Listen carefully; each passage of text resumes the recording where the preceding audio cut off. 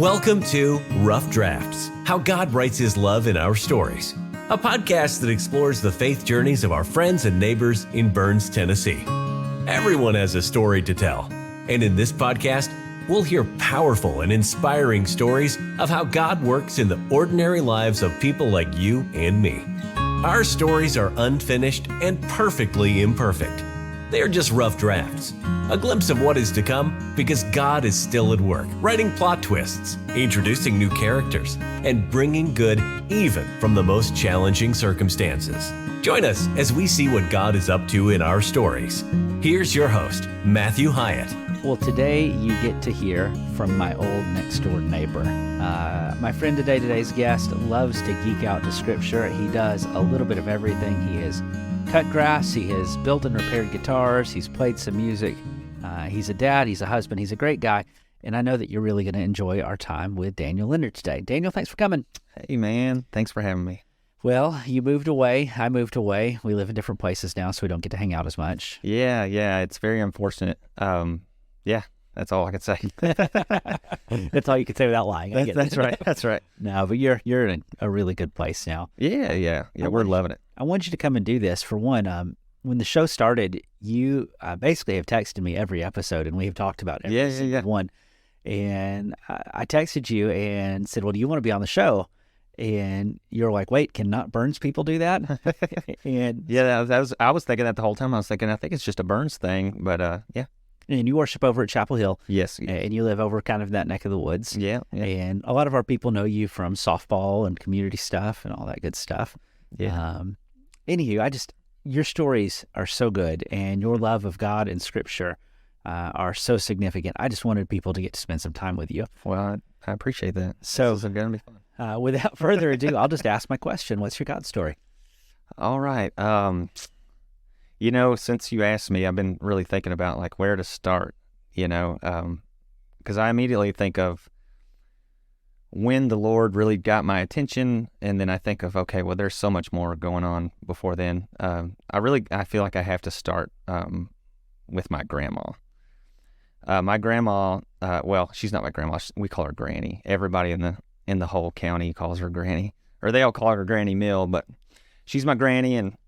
And when I was growing up, we always had this unique closeness as opposed to all the grandchildren. I was like one of 17 or 18 or something like that. But we lived with her probably 3 different times in my life. She would take me to church when I was little. I wasn't really consistent with being a part of a church. I mean, kind of, but not really. I don't know if you're familiar with the Church of Christ down on River Road. Oh, yeah. So that's where I kind of grew up. I have this weird fear, or I had this weird fear when I was a kid, that when I went to Sunday school or whatever, apparently there's this story that, they asked me a question and it freaked me out, and I was like, I'm never going back to Bible class ever again. I don't want to get asked a question. So for years I was just like totally would force my mom to be late to church so that then I could convince her that we don't need to go in and all that stuff. So I had a very awkward relationship with church and church things. But what Granny did, though, was she was always incorporating things. I think of that Deuteronomy scripture where it talks about, when you're walking down the road and when you're going places and you're sitting at the table, teach your kids the law and all this kind of stuff. She totally did that. It was like everywhere we went, she was like, hey, let me sing this song to you, or let me share you this parable that Jesus taught. Like she would bring my friends in. We'd be swimming outside, and she would say, Daniel, bring your friends over to the house. And then we'd walk in, and she would have this Bible study prepared, I mean, nowadays you do that, and people would get angry, but it's like, we're 12 years old, and we're like, okay, this will be interesting. Yeah. But I remember the whole time, it always felt like it was in vain as a kid, because I was just like, I don't know. I mean, yeah, maybe this is, I mean, it was good. I believed in it and stuff, but at the same time, it never really took hold of my life. Yeah. And, as I got older, I started noticing that it actually did affect certain things, but it didn't really affect my decision making. It just affected maybe my mental assent of, who I thought God was. You kind of had a fact in your head that God is there. He's there, and he's protecting us, and he's with us, and he loves us. I never once ever doubted that. But when it came to just being a stupid teenager it did not affect that at all. I was making all kinds of bad decisions, and so, but we lived in Bellevue for a little while. She lived like right across the street. She moved to Pigram, and then my mom, I guess at some point, she wanted me. I went to an elementary school in Bellevue, and I think I was gonna go to Head Middle School. Does that sound right? There was it went off into Hillwood. That was the high school I would have ended up going to. And my mom was like, I don't really want you going there because there's like drugs and all this kind of stuff.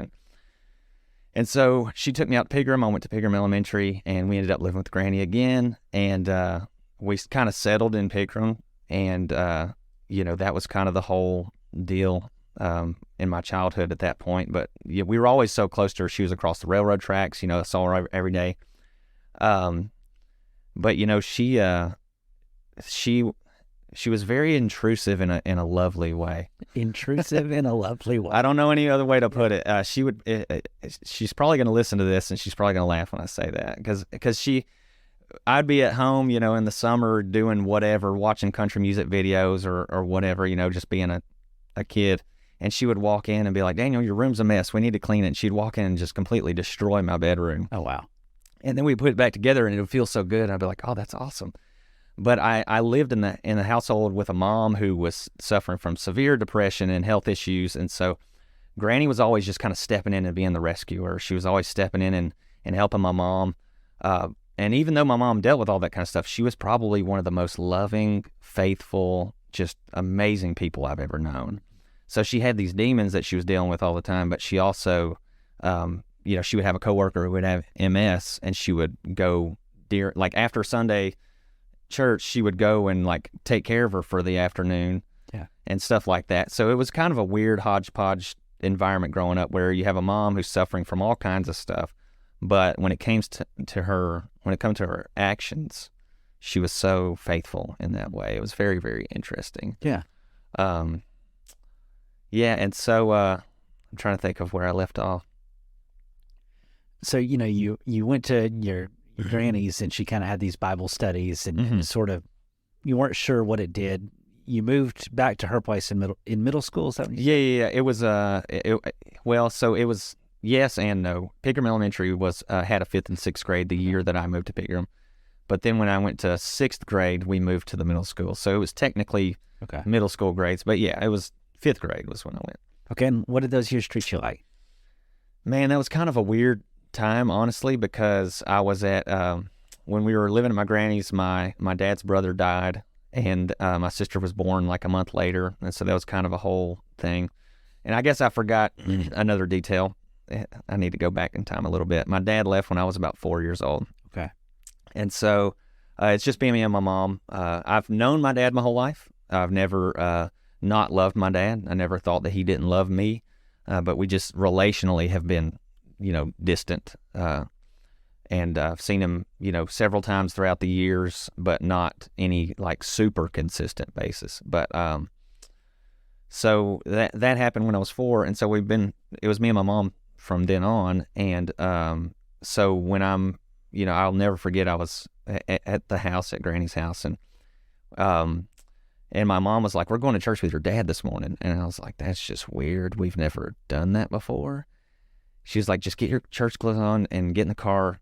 I'll explain when we get in the car." Well, we get there, or wherever we are, and my dad's in a limo kind of thing. It was super weird. I mean, but I'm 5th grade. I don't even know what's going on. I'm still convinced we're going to church. Yeah. And I sit in his lap, and I'm like, "Hey, how's Uncle Ricky doing?" And he just said, Uncle Ricky's dead." Oh. And I was just in shock. I mean, he had been in the hospital. He had an accident, actually trying to take his own life, and he was going to recover. And then it became this whole thing where the hospital didn't really take care of him very well, and so that was a pretty big deal to me, because even though I didn't know my dad really well, like in a like I said, in a consistent basis. I don't want to say I didn't know my dad, but I mean, I didn't live with him. I didn't live with him, so it's just different. I still loved my dad, and I still loved his brother. Ricky was awesome, and so it was kind of a weird time when that happened. But fast forward, you get to around that time, I started playing baseball, and that kind of became a huge thing in my life. And then about 15 years old, I got hit in the face with a fastball. It was one of my good friends playing on the other team, and he hit me right above the eye, and it just knocked me out cold. Oh, wow. And it was intense. It was intense, and it made me rethink everything. I was planning on, trying to go to college and stuff and play baseball, and immediately I was kind of starting to play guitar at the time. Yeah. And so it kind of gave me an outlet of like, maybe guitar's a little safer than playing baseball. Guitars don't usually hit you in the face. That's right. I remember vividly having the thought, what's the worst that could happen playing guitar? And literally the next thought that went in my head was, you could be playing live and get electrocuted. And so I was like, yeah, maybe that's not the best route. I was thinking a string breaks and you pop yourself in the eye. That can happen too. That's actually more likely. Yeah. I'm kind of a worst case scenario guy though.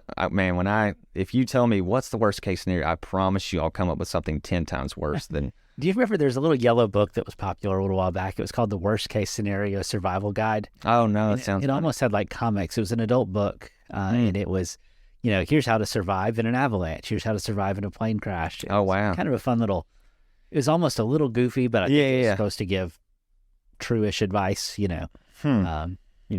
I feel like that would destroy my mind if I read that. Note to self. Devin, don't get that for him. Yeah, I feel like I would read that and I would just have nightmares for weeks. The things you hadn't thought of that could go wrong. That's right.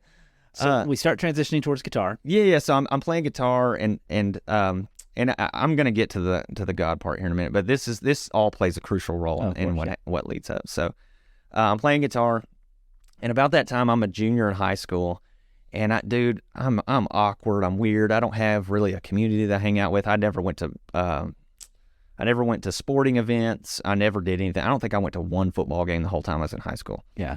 And so I had one really close friend, but he was branching off and having other friends that were doing things like parties and stuff. And I didn't do anything. I went home, played video games, did poor in school, and that was about it. Yeah. My mom worked all the time. And so, I didn't really have a stable life. It wasn't like bad and harsh. It was just, I was doing it, I hate to even say on my own. But it's just my mom was working all the time because she had to. And so I'm home. I'm in the afternoon. Homework was not a priority. But when I get to my junior year, I'm playing guitar and I'm like, okay, people will start noticing I can play guitar. And I'm like, okay, this is kind of cool. It feels good that people in school know who I am now. Yeah. I think I got nominated for most talented that year or something like that.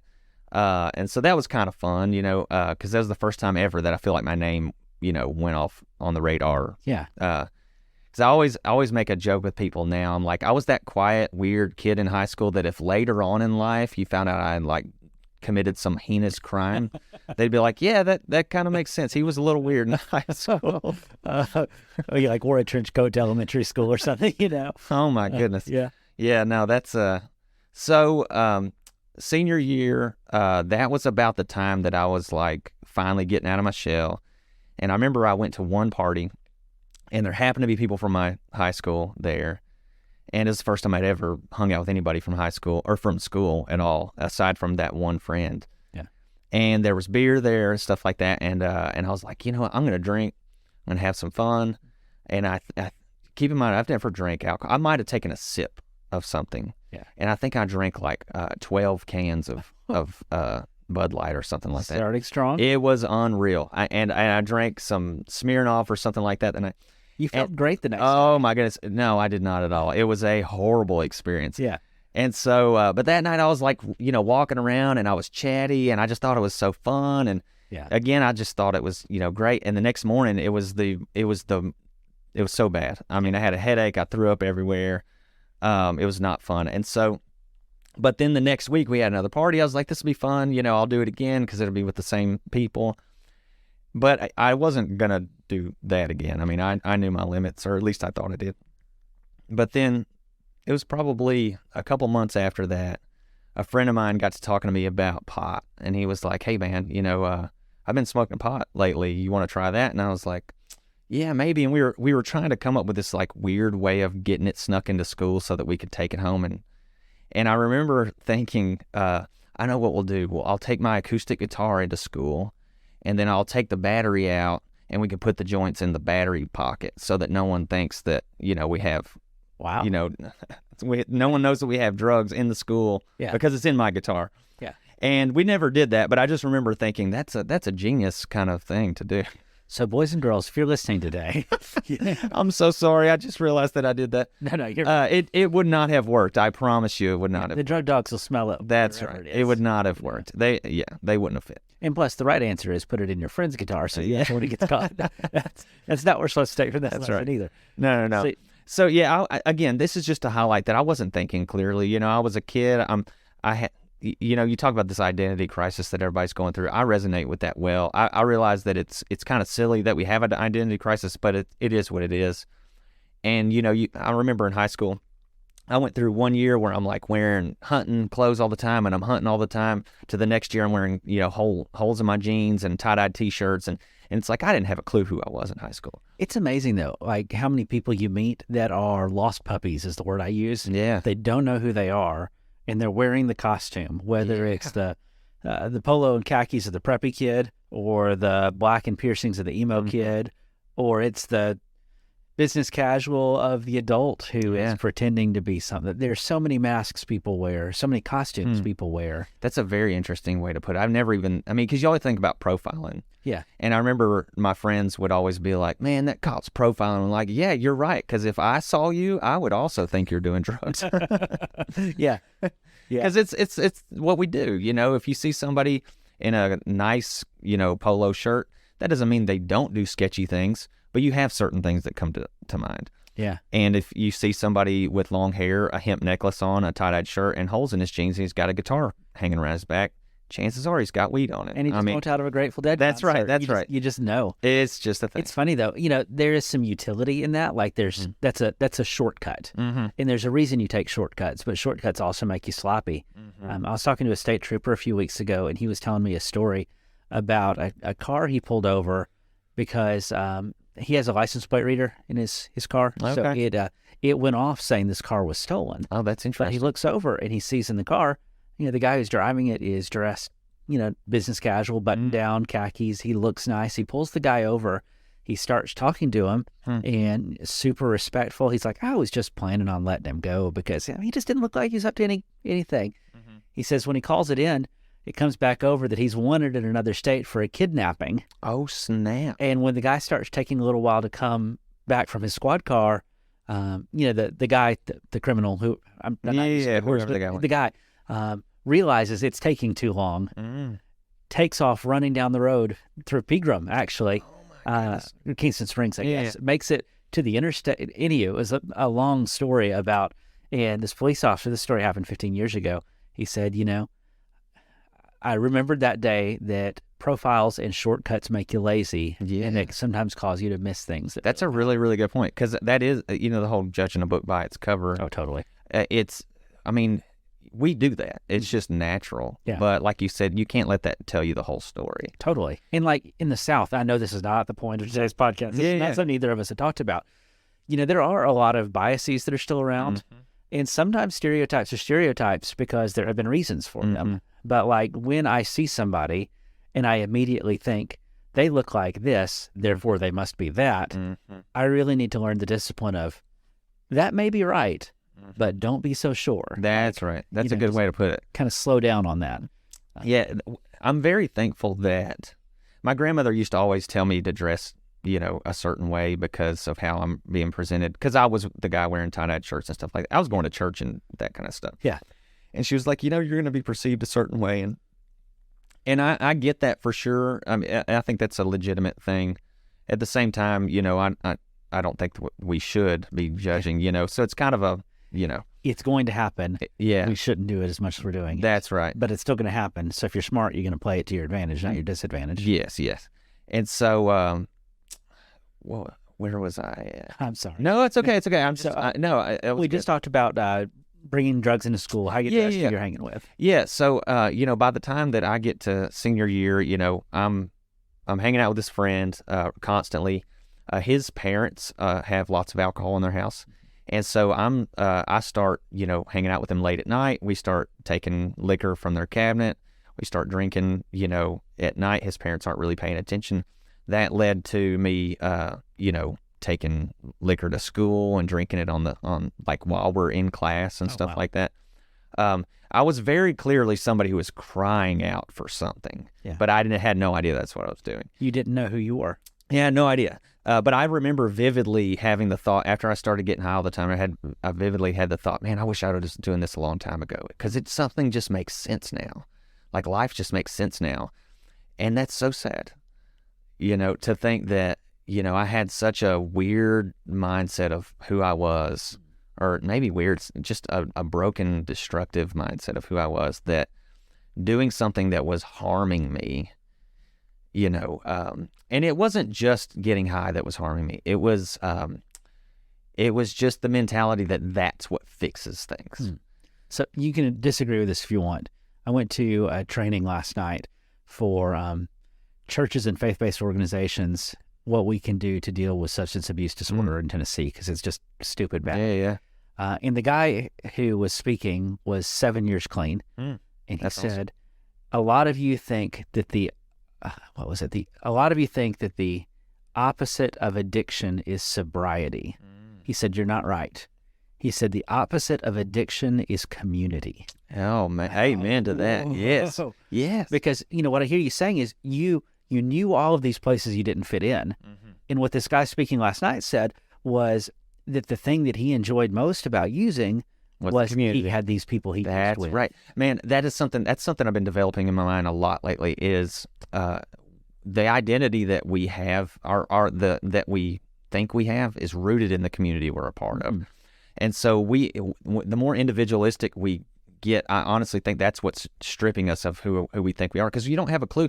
Because part of how we learn about who we are is looking at the people around us and who they are, and we see, how they act, and which is really what's so powerful about the church. The church is supposed to be the ideal community on the earth. Yeah. We're supposed to be the community that reflects all the things that community is supposed to be about. Yes. And I think that when you have these alternative communities or parody communities that, we create them everywhere. Yeah.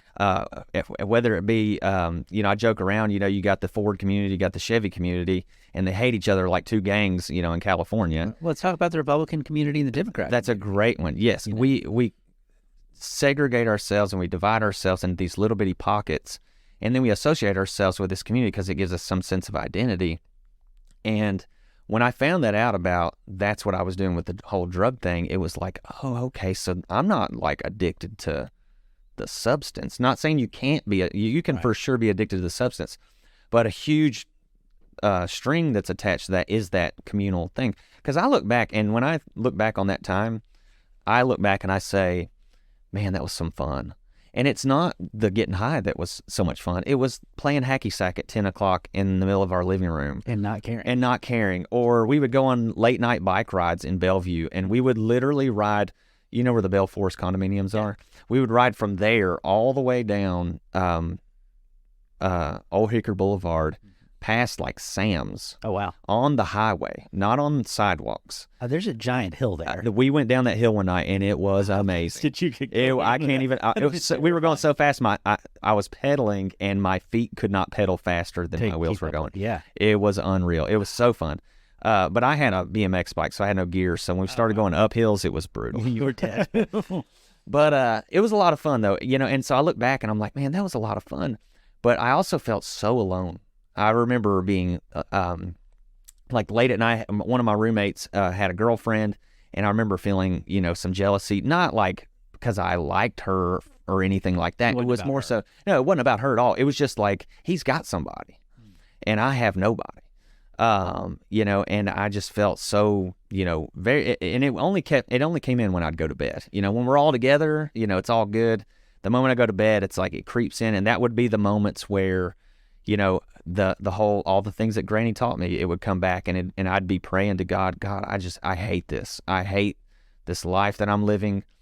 And I remember vividly thinking, please let me live until the morning. And I don't know if I ever like made promises like, I'll stop if you do. Yeah. But it was like, please just let me live until the morning. And then I would get the morning, and the sunshine would be out and feel good. I'd be with all my friends and go right back to doing the same thing. Yeah. It was very, very odd. It is funny how different things feel at night and how different things feel alone. You know, It is. And, I guess I need to get into how God made all this work into good. well, I mean, we don't have to rush that because I think sometimes one of the things we do wrong when we tell our stories is we want to get to the happy ending. A thing that I really appreciate, and it probably is going to make somebody who listens to this feel a little bit uncomfortable, but I'm kind of glad. You just told me the truth. You said, when I look back about those days, I think about how much fun they were and how much I liked it.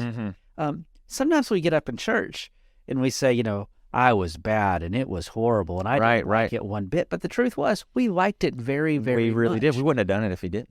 Now, there's some parts about it we didn't like. And we're honest about that too. Yeah. But, if I tell my kids that that drugs are dirty and bad or that sex is gross and nasty, they're going to find out that we were lying. That's exactly right. Yeah, we need to tell the truth. That's exactly right. Things have their places in the universe. Paul is at 1 Timothy 4 said God created everything to be used with thanksgiving for his glory. Yes. I'm not saying that he intends us to get high all the time. I'm saying these things all have a purpose in the order of the universe. That's right. And telling the truth about that, we've got to make sure our messaging is true. Yeah, and honestly, being honest about it, that was kind of a weird way to say that. Being honest about it is very helpful, I think, because then you realize, you're not the only one going through this stuff. I think when you do sugarcoat it, you can always walk away from the situation and be like, maybe my story's a little bit different than theirs. And it is always going to have some minor details that are different. But I think for me, just getting through it and having that sense of community was so big, and it played such a big role. But, what was so interesting about the foundation that Granny would laid in my life was, like, we'd be sitting around in a circle, passing a joint around, getting high, laughing, watching stupid videos on TV or whatever. And then one of my friends would start talking about, how he doesn't believe in God. All of a sudden, I become an apologist, and I'm like defending God in the living room with a bunch of, potheads, and so that's one of those things where I look back and I'm like, it's so interesting how, that train up a child in the way, and and I'm not saying that that's like a part. I mean, people wander away from the faith all the time, but I never once ever doubted that God was somewhere near. It's so strange. My takeaway here is, even while you're sitting there smoking pot, you're being can I call you a faithful witness in that moment? Maybe. Because I mean, in how many times in the story of Scripture do we find people who are imperfect doing what's wrong even, but that God is using to get his message through? I mean, Jonah is the worst prophet in the Bible. He's a sack of garbage. Yeah. There's nothing redeeming about Jonah whatsoever. Thank you for saying that. But despite that, Nineveh's saved because God works through him anyway. That's right. Yeah, that's a good point. And it was kind of weird because, I don't know. I don't even know how to add to that. I think we want to sort life into black and white. We want there to be good and we want there to be bad. But you just told me a story where there's good and bad all. It was all conglomerated and mixed in. Yeah. In fact, and I guess I'll get to where it all kind of came to a head, and then I can tell you what I was just about to say, because I don't want to get ahead of myself. But so after a while, basically, I'm and I want to make it clear, when I say I was doing drugs, I was not like I was not snorting cocaine. I wasn't shooting up heroin. I wasn't taking meth or anything like that. I smoked pot every day. I budgeted my money around it. When Friday paycheck came around, it was like, I got to make sure I hold back $40 for, this much or whatever. So it was very much a part of my life. But like when, I'm sorry, I'm going to it's okay. One more time. It's okay. And just say, it is just so funny to me how weird our standards are and how arbitrary they are. Because that sentence of, I planned my life around my pot intake, it's really easy for people to say, oh, that's just bad. But you know what percentage of the people who are listening to this show plan their life around their caffeine intake? The difference is this one's legal and that one's not. Yeah, that's a good point. Like, we just need to be a little bit careful before we get too judgy on some of this stuff. That is a very good point. So, I would be thinking about paycheck, and I'd be like, okay, well, I got to make sure I hold back this much money or whatever. I'm so sorry. I just lost my train of thought. just for the record, this is why you don't need to do drugs, because this happens all the time. There's your public service announcement, boys and girls. Play the section. That's right. And to be fair, we're recording this at the end of the week. That's the end right. Of the day, and Yeah. We're both a little. And fried. it has been at least 14 years since I've done anything. So that Congratulations. Yeah, That's a big deal. It is pretty cool. But so you're ordering your life around. Yeah. Oh, I know what I was saying. So that was like the regular everyday thing. Beer and alcohol was not really a big thing. I didn't like the taste of it. But if pills came in, man, I was all over pills. That got so bad that I was like, if I found out somebody in my life had pills, I would steal them out of their cabinet. That's one of those where I've often told people pills are probably the most dangerous drug because they can fly under the radar so easily. I could be sitting in this room with you right now and be like, oh man, I forgot I got to take my allergy medicine. I could get it out, take it right now. You wouldn't even think twice about it. It doesn't have a smell, none of that. And so people, I feel like, become so easily addicted to that because it's so easy and it's not detectable and all that kind of stuff. And so for me, it was just so easy to do that. And they make you feel good and all this kind of stuff. But honestly, what ends up happening is you end up becoming a jerk. You end up hating everything. You end up being so dependent on it that you're angry all the time. You're not the person that you were. And it gets to the point where you're stealing from your family members. Yeah. It's not good. And it happened quick, too. I mean, I'm talking within a few weeks of me taking pills. But, I experimented with things like, I remember Bonnaroo comes to town and my friends are like, hey, they got some acid. You want to get some acid? So we took some LSD and stuff like that. But all of these experiences that I had on acid, shrooms, all of this kind of stuff, there was always something bad linked to it. Like I had quite a few bad trips. And I was always, anytime something bad would happen, I would always look back and I would think, my mom would always say, now always think about the consequences of your actions. And so I would, be excited and I would take a hit of acid and immediately be like, oh my goodness, what's going to happen next? Yeah. It was never like, oh, I can't wait. It was, oh no, something bad's going to happen. What have I done? Yeah. And so that was always just kind of on my mind. And I'll never forget, there was this one specific night, a friend of mine had been talking about how he was wanting to start growing pot because the community around where we were buying it from, there was rumors that they were putting horse tranquilizers or something like that in the pot, and so that it got. I was like, that's crazy, but it didn't really make me stop, But I just thought it was crazy. Well, one night we're all sitting around, and I think we're watching The Wall, Pink Floyd, The Wall, and we're sitting there in the living room. Can we get any more stereotypes in here? So we're sitting there, and my friend goes, do you guys like feel more than high? And as a a stoner, I'm like, yeah, man. And I just kind of laughed it off. Like I thought he was just being silly. And he's like, no, man. I mean, like maybe they put horse tranquilizers in it. And dude, again, going back to me overthinking everything, immediately I'm thinking, oh my goodness, like what the heck? So I'm just like, everybody else is enjoying Pink Floyd, and I'm just sitting here all of a sudden in my own head, freaking out. I mean, I'm thinking, what if this is the case? I'm thinking I probably need to call my mom. And then immediately I'm like, well, what if this is God giving me my last chance to call my mom?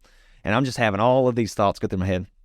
And I started shaking. Like my nerves were just like unreal. Never had the shake so bad. It was like I had the chills, but it was like uncontrollable. And so I went upstairs. I tried to get in my bed and cover up. That did not do anything. And so I was like, the only thing I know to do is get in a hot shower because I know that'll be warm. So I get in this hot shower, and dude, I'm in the shower, and I start begging God. I was just like, God, please take this feeling away. Please, I am begging you. I will stop this. Please take this feeling away. And I'm not even joking. It's hard to say.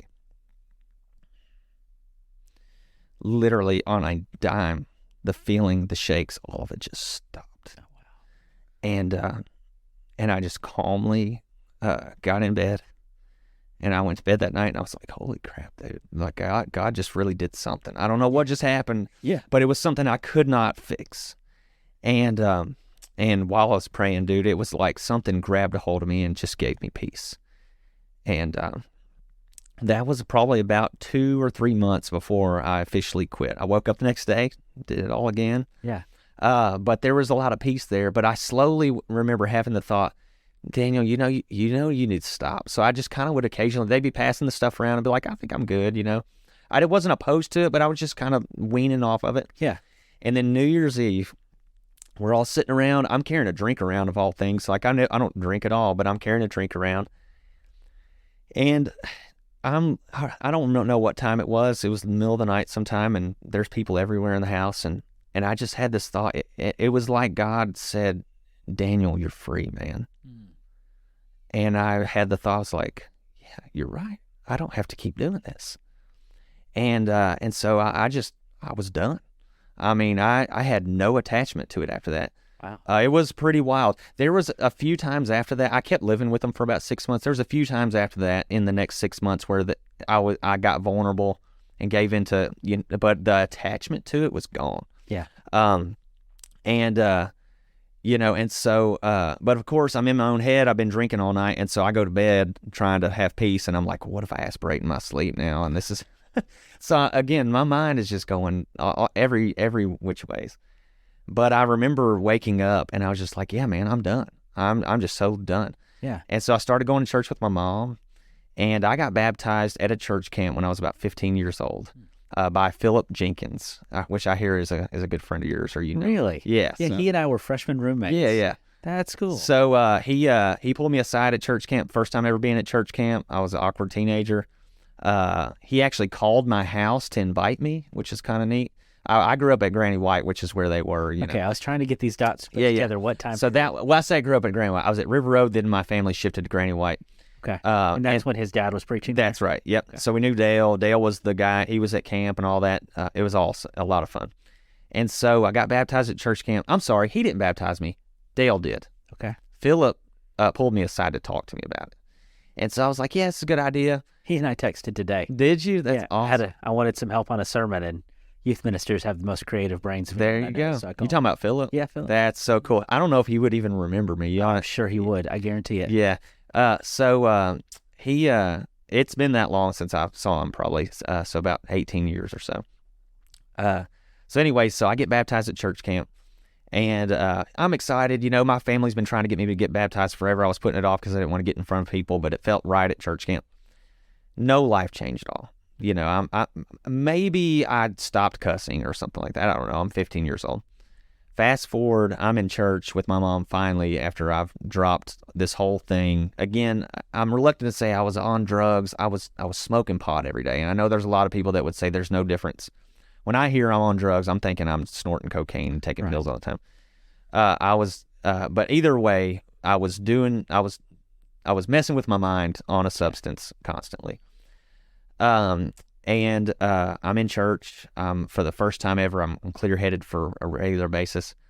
And I had taken the Lord's Supper quite a bit since I got baptized as a kid. Yeah. And I remember sitting there in the pew, and they started passing it around, and I didn't take it. And my mom was like, "Are you okay?" And I started crying, and I was like, "I'm fine. It'll be okay." And so after that, I like ran downstairs. I found this guy named Mike Cochran. I don't know if you know his name. He was one of the deacons or the elders there. And I told him right then, I was like, I need to get baptized right now. And he was like, okay, well, my back's kind of hurting. Let me find you somebody that'll do it. And so they did. He baptized me. And I'll never forget when I hugged my granny, my granny. She hugged me and she said, Daniel, angels are rejoicing in heaven right now. Yeah, they are. And I was like, yeah, that's awesome. I felt truly free. I felt like this moment where it was like, okay, now I actually have committed my life to Jesus. Yeah. And it's so cool because at that time I had begun to be friends with this other guy named Chad. And I may have mentioned to you Chad before. And so Chad, dude, he was like a lifesaver for this time period of my life. I'm living with all my friends. I'm still loving my friends. I love hanging out with them. They're great. But I'm trying to transition out of this lifestyle we're all living. So Chad starts coming to me. He starts hanging out at my house. All my friends are smoking pot, and me and him are hanging out, and we're not smoking pot. Yeah.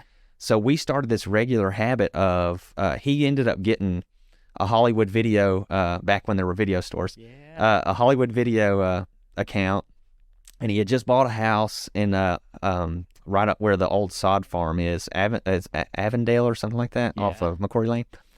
And so we're like, in our early 20s. I just started working at Gibson, and so that was kind of the big thing for me. I cut grass my whole life, so I didn't have to worry about drugs. I started working at Gibson. I got to clean myself up to get this job. Yeah. And so I'm trying to get things regular in my life.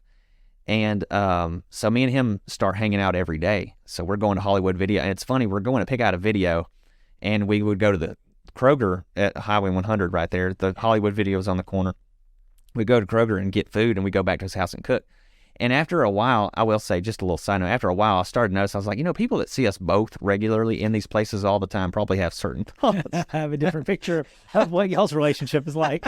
Yeah. But either way, man, he was such a foundation for this whole thing. And at the same time, me and him were both reading through the New Testament together, separately but together, and talking about it. And that was so formative for me, because every break I had at work, I would stop and read through. Every opportunity I had, I found myself going outside and trying to sit, in the middle of the front yard at Gibson, just to get some time. And that was so big, because I had always heard about the parables of Jesus. I'd always heard about, Jesus teaching on divorce and remarriage and things like that, but I never knew the context of it. Yeah. And I remember reading the words of Jesus, and I remember thinking, dude, this is amazing. Jesus is amazing. And I didn't have any context for understanding what he was all about, but I just remember thinking that. And that started in me this extreme desire. I love the Bible. I mean, I know me and you talk about the Bible all the time, but like, it is seriously my favorite thing in the world. If there's a tangible thing in the world that I can put my hands on, it is a Bible. I love it. It is so fun to study. I love, just like you said, nerding out on it, getting into the deep end of it.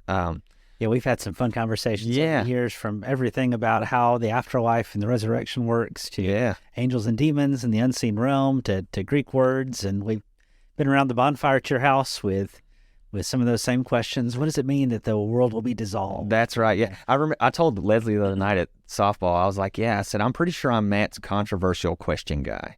Yeah. I said, because I'm always texting him some kind of random weird question. Do you believe you're not even in the top 5 on that category? Oh, snap. Yeah. That's Yours awesome. are always fun, though. That's fun. That's awesome. That's encouraging, actually. It really is. The thing I've always enjoyed about you, I get, when we wrestle with stuff, you want to wrestle with Scripture, and sometimes the answers you've come to aren't the answers that people around you have come to. Mm-hmm. And I mean, no disrespect, I'm not throwing any shade with this. Yeah. Sometimes people don't appreciate it if you question something that they've heard. Mm-hmm. Yet you seem to me to have a pretty deep commitment to, I'm following this word wherever it takes me. Mm-hmm. When I say whether you like it or not, it makes it sound like you've got an attitude. Yeah. No, I know what you mean. Yeah. Well, for me, it's more about, like, I want to ask questions that people would say, why would you even ask that? Yeah. Like one of the questions I asked my grandmother one time, I was like, in all the gospel presentations in the book of Acts, if you were to present the gospel today, how necessary do you think it is that we tell people that you're going to go to heaven one day? And she said, 100%. I was like, did you know that in the book of Acts, it never says that? And she was like, really? And so I'm not using that as an example to open up a can of worms. I'm just saying, I ask those questions because I want to get completely an fresh assumption that people have they don't even realize they're bringing to them. That's right. I want to listen to a guy talk the other day, and he said that, he met somebody he said didn't believe in hell, and he said, well, I mean, if you don't believe in hell, what's the point of being a Christian? And I thought, the point of being a Christian was knowing Jesus and loving your Maker. Like, it's not just, I don't want to burn. It's something bigger than that. Right. And even understanding the context of what hell means and what Jesus was talking about and all that kind of stuff, that for me is what's key. And so I'm content with being, I want to be careful how I use this word. I'm content with being agnostic about a lot of things in the Bible until I feel confident that I have a pretty stable understanding. Well, here's the thing. If you're holding... And I don't mean that toward things like Jesus and stuff. I just mean the ambiguous things, things that are hard to understand. If you've got a $20 bill in your hand and I try to snatch it from you, you're going to hold on to it. Mm-hmm. If you have a $1 bill in your hand and I try to snatch it, you're not going to hold it quite as hard. If you've got a stack of $100 bills, you're going to hang on pretty hard. Yeah. And so for me, there are some $100 doctrines in the Bible that I'm going to hang on to. I'm going to hang on to the resurrection to my dying breath because that matters more than anything. Yes. There's a whole lot of other ones that are $20 doctrines or $10 doctrines, and there's some, let's just be honest, that aren't hardly penny doctrines. That, I just can't hang on to this so hard because I'm not. If it were that important to God, it would have been louder or clearer or more frequent. Right. No, that's a very good point. And for me, that's really been this whole journey with the Bible, has been trying to go back and pretend like I don't know what I'm reading. Yeah. I want to understand it afresh. I want to go back and reread and try to make the connections, and it has been fun. Speaking of resurrection, so probably. Well, I guess I'm skipping all around. I'm so sorry. That's okay. Nobody knows your story but you. Yeah. So whatever order you want. So I get freed. I'll get on to the whole resurrection thing here in a minute. I get freed from all of that, and I'm on this journey. I'm developing my faith and stuff, and I start playing music with a friend named Matt.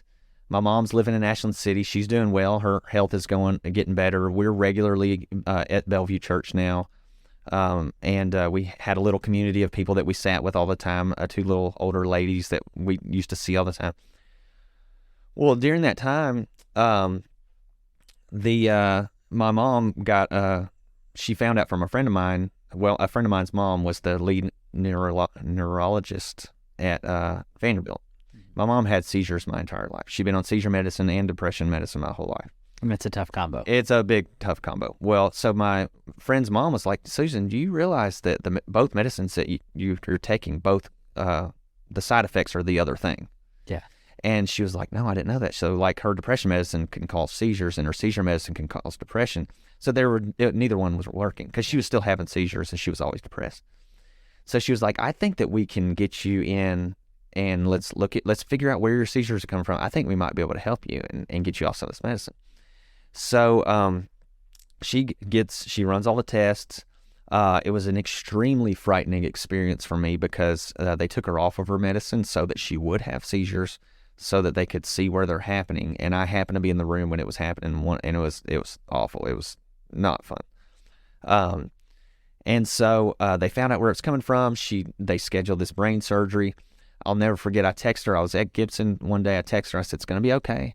Everything's going to be all right." And then during recovery, she had a stroke, and she was paralyzed on her right side for until she died.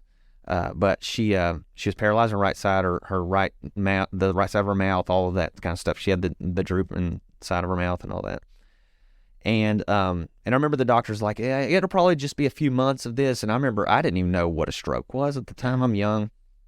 So I'm kind of optimistic. We go through rehab. We spent a year or two, and it's getting a little better, but nothing that seems promising. I'm like, this is going to be a lifetime of rehabilitation is what it feels like, because it was really bad.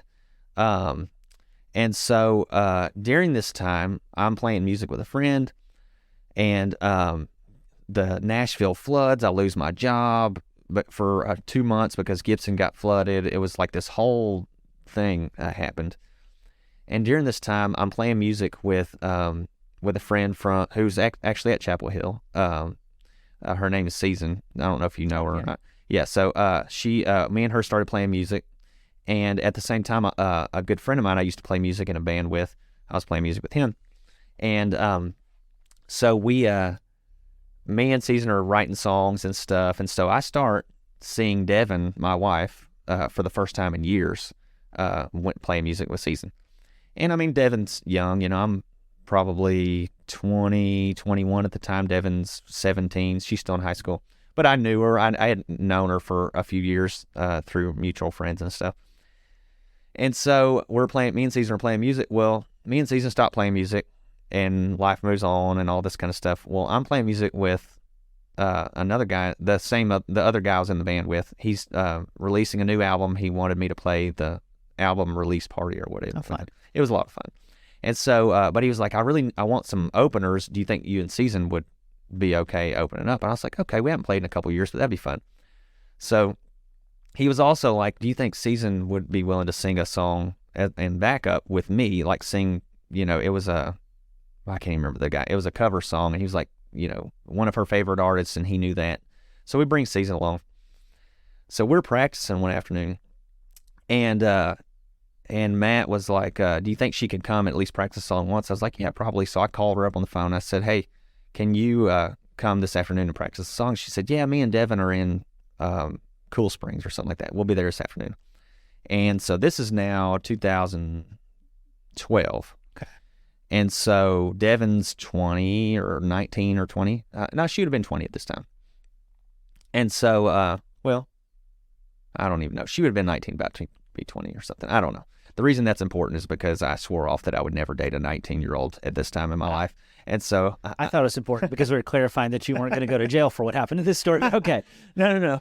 And so they show up and we do our thing and they leave.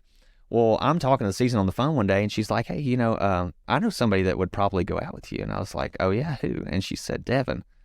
And I remember having the thought, she's too young. Yeah. Because, again, I swore off 19-year-olds. And she was like, no, I think she's like 20 or 21. And I'm 25 at the time or 24 or something like that. And I was like, oh, okay, that's very different. And so she's like, well, here, get her number. So I get her number. And I wait like a week to call her, which totally freaked her out because she was like, he's got my number. He's not calling me. It didn't freak her out, but I remember her thinking, like, what's the deal, Yeah, I guess. And my whole deal was, I told her this to this day.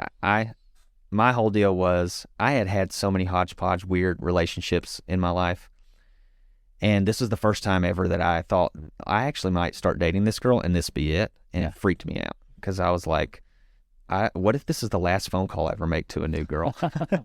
And I didn't mean it like, what if I never get to date again? It was more so like, this might be the whole new trajectory of my life right here. Oh, wow. And if you're ready for it, then this is it. Click. Yeah. That seatbelt. Yeah. And so I called her up and the rest is history there. We started dating. We started talking a lot and started dating and it worked out great.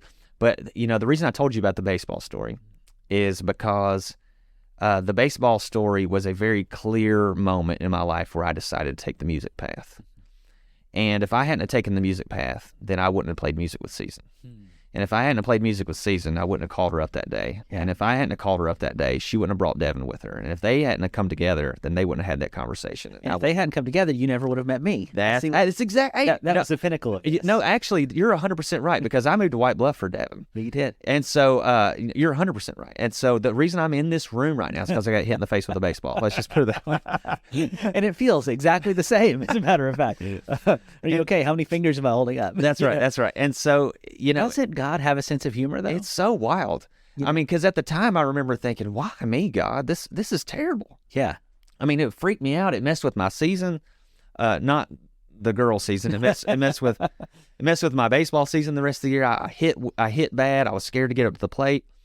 I didn't play anymore after that. That was my last season. And so, but when I use that as a story a lot to say I can actually, and there's more details in there too that I could share, but I can actually take you on a trajectory that leads you right to where I'm at from the time I got hit with a baseball. And again, literally to this room. Yeah, to this room. To your sweet son. Yes. To marriage. Yes. To your house. To your Bible class teaching. To your writing. Yes. It's amazing what God does with something that seems completely random. I am really gonna have to start throwing baseballs at people's faces. Yeah, that's what you could change people's lives. That's right. Yeah, for the good. And I get to do jail ministry. So yeah, so I guess you get to. I'm at Chapel Hill now, and you get there, and I get to be one of the teachers there. I've had a lot of really cool opportunities being in this role, and it's funny how you get to this point and you do see that path, but it's like I never could have seen this coming. Yeah, and you could have. If you tried, if you wrote a novel with that as a storyline, the editors would reject it as being unrealistic. And the same even with the story of drugs and alcohol. Yeah, what percentage of people who get involved with drugs and alcohol basically wake up and say, "No, I'm not going to do it anymore"? Mm-hmm. I mean, you know those numbers; they're awful. Yeah. It doesn't work that way. It doesn't work that way. In fact, I've been thinking about the phrase, I have an addictive personality. Yeah. You hear people say, I have an addictive personality. One thing, and you can correct me if you want to, but I was trying to think about today, I don't know anybody that says I don't have an addictive personality. Yeah. I've come to the conclusion that we all do, and I tell you why. Because I actually think it's our worship gene. Yeah. I think that what we have within us is we have the capacity within us to devote our full selves to something. And that manifests itself through addictive behaviors. It can be being addicted to chocolate. It can be addicted to YouTube videos. It can be addicted to political garb. It can be addicted to whatever. But we have the ability within us to be completely invested in something. Yes. And meant to be. That's right. And we become shaped by that thing when Yes. and that's We the become what we worship. That's exactly right. And that becomes the model for why it's so important that we worship the Creator. Because if we're made in His image and we have somehow tarnished that because of our sin and because of Jesus, He is the true image of God and He's actually reconciling us to the Father, then to be brought back into relationship with God through Jesus means that image that I don't want to say we removed. We didn't remove it because later in Genesis it still says we're made in the image of God. We cracked it. We cracked it. Marred it. We did something funky with it. Yeah. And but somehow Jesus is restoring that. And I think I love that passage in 2 Corinthians 3 when he talks about how when we behold the glory of the Lord with an unveiled face, we are being transformed from one degree of glory to the next. And the whole point of that is that when you behold something, I remember when I was a kid, Michael Jordan was the guy I beheld. I watched everything. But you know what else I did? I wore his jerseys. I tried to play like him. I did all of these things. I shaped everything about me. And sometimes intentionally, but sometimes it was just kind of, it's very similar to your son, how, your son doesn't walk around and say, Dad, teach me how to be like you. And so he goes and takes notes. He just follows you around and he learns from you and he starts saying things like you, good or bad. And eventually you're like, man, he's acting just like me. And it can kind of freak you out a little bit. Yeah. But it's the same way with Moses on the mountain, right? Like I tell people all the time, he went up on the mountain and he came back and his face was radiating the glory of God. Yeah. Now, do you think he went up there and said, God, teach me how to radiate your glory when I get down from the hill? No, he just was there in his presence and he radiated the glory of God. And so I think that when we devote our time and our energy and we worship God, the one who he's created us in his image, his life and his presence and his spirit begin to start producing things in us like love and joy and peace. I've read that list somewhere. That's and right. I'll tell you, a small part of my soul dies every time I hear a sermon or series on Galatians 5 where the fruit of the Spirit become a to-do list. Yes. Because it's not. It's the work of God. And it's not like God working. It's like you said, Moses didn't have a Bible study on top of the mountain where here's 12 lessons on how to become glowing. That's right. It was being in the presence of God changed him. Yes. In the same way that in the New Testament, the disciples were a bunch of arguing coward misfits. I mean, they're running away. My favorite people are in the Gospels are those guys in Mark's Gospel who run away naked rather than get caught with Jesus. That's what these guys are like. But then something happens. These guys, every one of them say, I will die for Jesus, and they put their own lives on the line. Yeah. And they didn't do it because they heard a really good sermon, and they didn't do it because they took the right medicine, and they didn't do it because the right Caesar got voted in. They did it because they experienced the resurrected Jesus. Yes. That changes everything. It really does, and it actually gives you some substance to our hope. That's what I love about resurrection is that, the last part of the story I guess I could probably share is about, 2016, my mom, she died. And it's actually interesting. She died almost exactly 7 years from the day she had the stroke, which is very, very interesting. And so she went through this hardcore period of testing.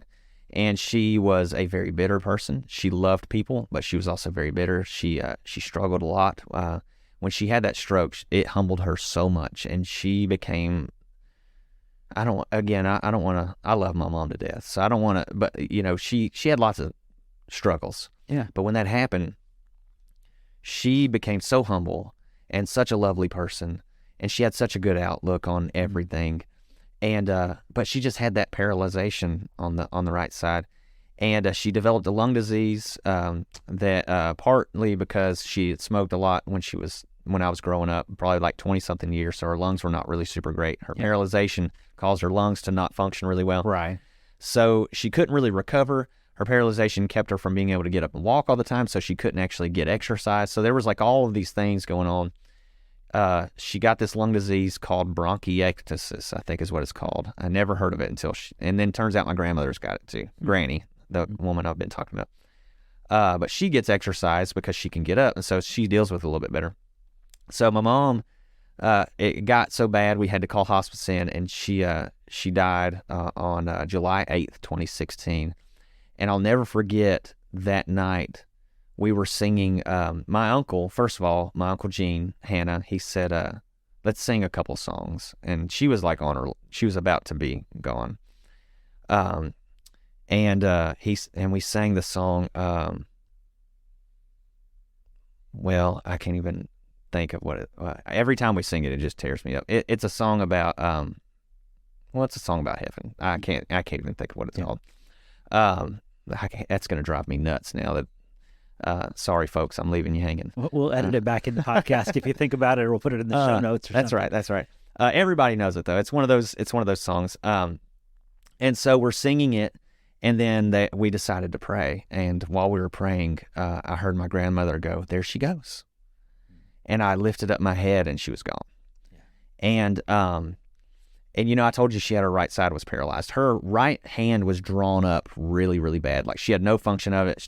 She had to like pry it open if she wanted to even open her hand to get exercise. But she had no function of her hand. It was drawn up really bad. And I often think, I don't know if it's the same thing, but the guy with the withered hand in the New Testament, I often think that maybe it was something like that. Maybe it wasn't. I don't have a clue. But that's kind of what I picture. And so there's a couple of things. She loved Wheel of Fortune. I mean, she loved it. She set her phone alarm for 6:30 every night to watch Wheel of Fortune. She died 6:05, something like that. We're all crying, and then her alarm goes off. And so we started laughing, and we're like, it's Wheel of Fortune time. Yeah. And so we're just cutting up and stuff. And for whatever reason, man, I had this thought. I was just like, I wonder if her hand is open. Yeah. And so I go over to her body, and her hand was open. It was released. And I had this thought, I was like, she's free. Like, she's actually free. And that mortal body, because of the age that we live in, where things are frail and frankly, they suck. They're painful. They're susceptible to disease and all of these things. That body, it wrecked her. I mean, if there's anybody that I can point to and say, yeah, like her body, it was very evident that she just had a horrible bodily life in the last 7 years of her life. And I saw that, and I was just like, man, she's free.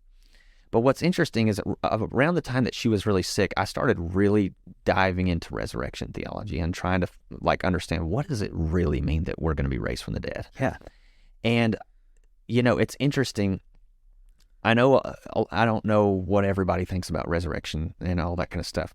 But one of the things that was so powerful to me was, if resurrection doesn't have to do with a body, then I just watched my mom go through an immense amount of suffering for nothing. I sat there and watched her painfully take her last breath, only for Satan to be able to look at God and say, hey, I had a little bit of a victory, didn't I? Yeah. But that's not the case. Knowing that God is going to raise her from the dead one day. Incorruptible. That body that Satan thinks he was able to inflict a disease on, however all that works. I'm not saying Satan did it. I'm just saying whatever the evil powers that were behind this broken world, that's right. Yeah. Whatever happened to her, God's going to redeem and reverse it so much in the age to come. And she's going to stand again. She's going to have full use of her hands and her eyes and all of the things that she was struggling with. And I'm going to get to hug her again, and I'm going to get to, tell her I love her.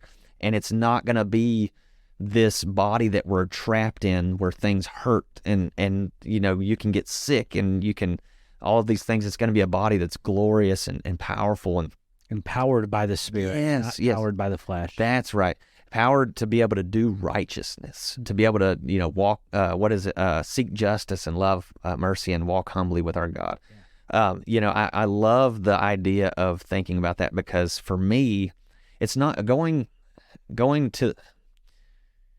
entering into the coming age where there's resurrection and Christ is on his throne and we reign with him. I feel like we have such a blurry idea of what that looks like. And, now after seeing my mom's death, it really gave me, in my opinion, it gave me a very clear view of resurrection, because if resurrection is to undo death, then I just got a really good idea of what death is. Yeah. So if resurrection is a undo, really good idea of what undoing that's is. right. That's right. And again, I can't fully understand that. No. But we've done ourselves a disservice when we've pictured the resurrection as we turn into little see-through ghosts who float around heaven all day. Yeah. When Scripture talks about the New Jerusalem, where there's no sin, sickness, death, sorrow, the Lamb of God is all its light. It sure sounds a lot like Eden, except bigger and better and more beautiful. Yes. And, here we are, a kingdom of priests to the Lord. What a beautiful image. And I think the more concrete of an image we have of that, the better we do when we stand beside the grave. 100%. I can't even say it better than that. I'm not even going to try to respond to that. You did it, man. You did it. Well, Daniel, man, we've been all over the place, but we've talked about the goodness of God. Yeah. We've talked about God's providence when he hits you in the face with a fastball. Actually, we didn't say he hit you, but we said he used it. Yeah, a good friend of mine did.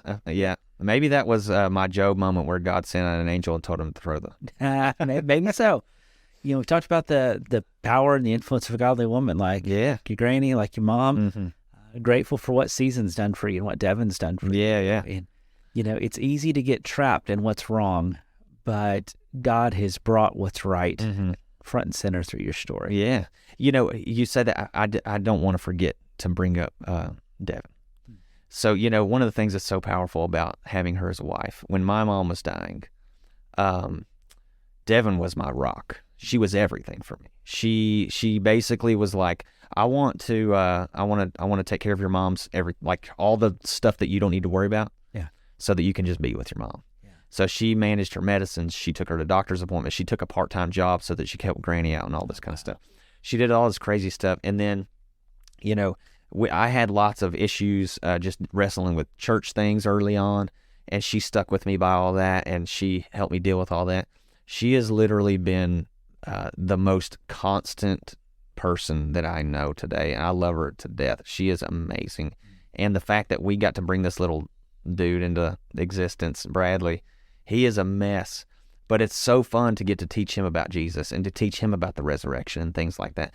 One of the ways that we teach him about resurrection is when we talk about Jesus, first of all, I say, he did die, but you know what else? And he goes, he came back from the dead. I'm like, that's right, buddy. That's right. That's right. And so... there's your $100 doctrine. There you go. Amen. And so, but when we see somebody in a funeral, though, that's another thing I say. I say, you know what, buddy? This is not good. I said, they did die. And he's like, why? And I was like, well, I don't really understand why they died. But I said, but you know what, buddy? I said, God's going to wake that person up again. And they're gonna stand again in their body, and they're gonna not hurt anymore, and getting to teach him through that lens, I feel like he just has such a different picture than I did growing up, and I just hope that it does him a good service as he gets older, because it's so huge, like you said, it's $1 million doctrine for sure. I have no doubt that it will bless him. Yeah, it absolutely will. Yeah. Well, Daniel, man, thanks for your time. Thanks for sharing your story, and I hope. One of the things that I hope this does is every story is just a little bit different. And you never know sometimes until you look back on the story and you start to put it together. And it gives you an opportunity to think about the people and places God used. And then maybe that helps you think about how you will be those people in those places for others in times to come. But again, I'm really grateful that you'd share with us. And friends, I'm really grateful that you would give us the gift of your time to listen today. And I'd appreciate it if you don't mind sharing this with a friend that you think maybe needs to hear this, or they could be blessed by Daniel's example or by Daniel's story of how God worked in him, because that's what this is all about. Thanks so much for listening, and until next time, I can't wait to hear what God is up to in your story. Thanks for listening to Rough Drafts. Be sure to subscribe so you don't miss a single episode. While you're at it, help us spread the word by leaving a rating and review. Until next time, let's keep looking for how God writes His love into our stories.